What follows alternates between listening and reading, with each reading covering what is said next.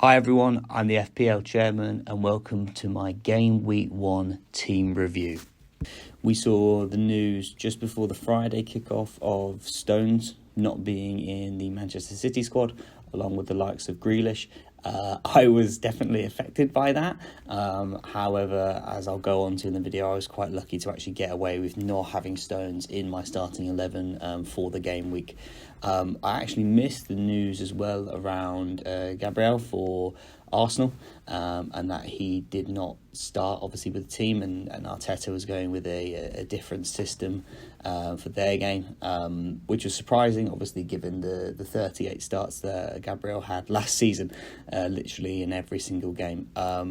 A few other changes as well in light of other news, as you'll come onto in the video. Maddison, although I was singing his praises before the game week 1, with the news of Kane going to Bayern Munich, I actually opted to take him out of my team, which actually on review wasn't the best move at all, given the fact that Maddison managed to get 2 points and 9 assists and looks like a real focal point for Spurs.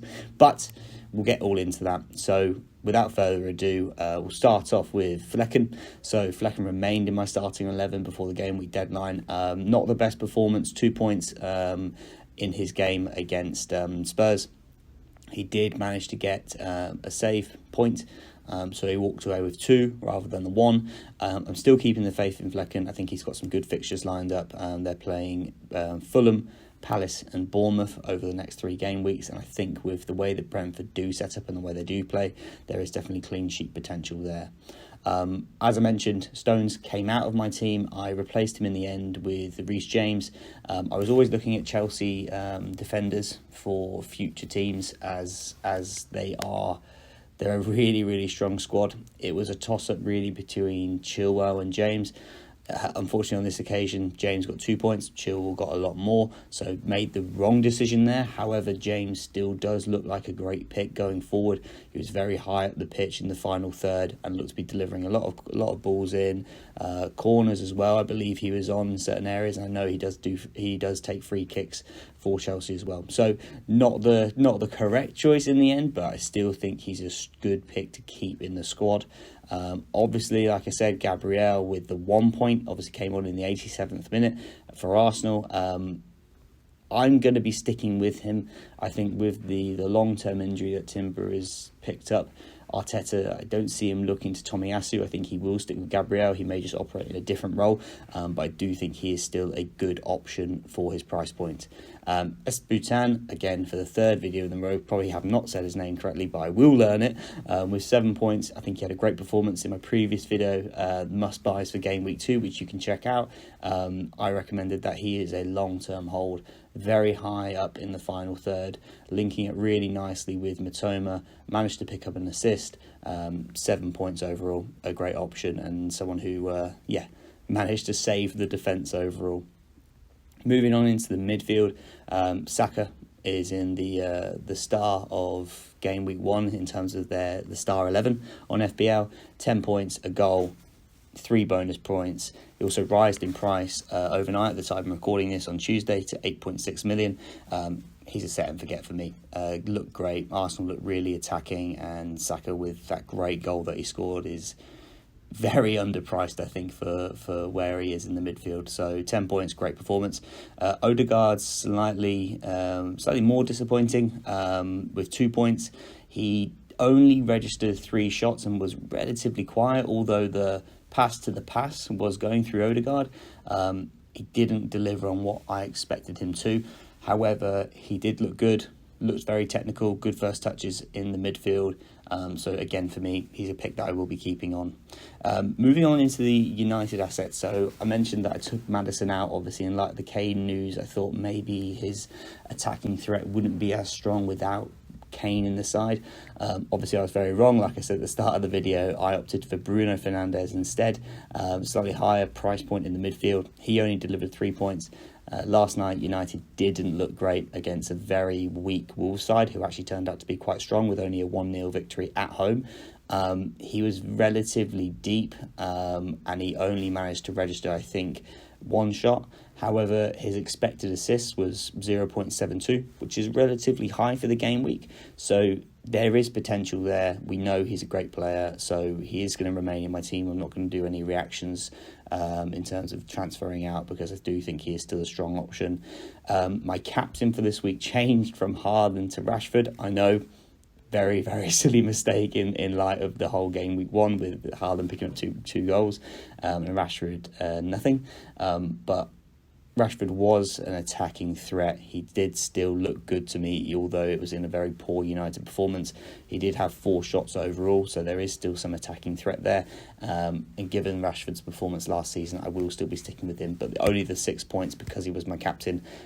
So again, not the best showing there. Final midfielder, who again didn't deliver on any assists or goals, was Eze. However, he was brilliant for Palace, the focal point of attacks, linking up with the strikers and the wingers. Again, as he said, no goals or assists, but I do think he is going to be a great pick going forward and a long-term hold at that 6.5 million price point. In the strikers, Watkins delivered an assist in a relatively, very disappointing Villa performance against Newcastle. However, the fixtures that Aston Villa do have coming up really make me think that Watkins can deliver and get some goals. But 5 points, very happy with that overall for Watkins. Haaland, 2 goals, 13 points. What can I say? With only 6 touches, I think it was, in the first half, managing to get 2 goals from what literally was just first touches, was still incredibly impressive. For me, going forward, what I've recognised is that what my thought process was in terms of why I didn't captain him was I was thinking the Burnley defenders would just mob him. They would try and give him as little touches as possible, which they did, and which is why he only got six in the first half. However, he is just so good with first touch finishes. So I think going forward, if there is a favourable fixture for City, the captain armband should just be going to Haaland for that one. But 13 points, the highest scoring player in my team, should have been the captain. But this is why we love FPL. These mistakes, think about it for the next week and the game week 2. So overall, that delivered me for the week 54 points. The average points for the week was 64.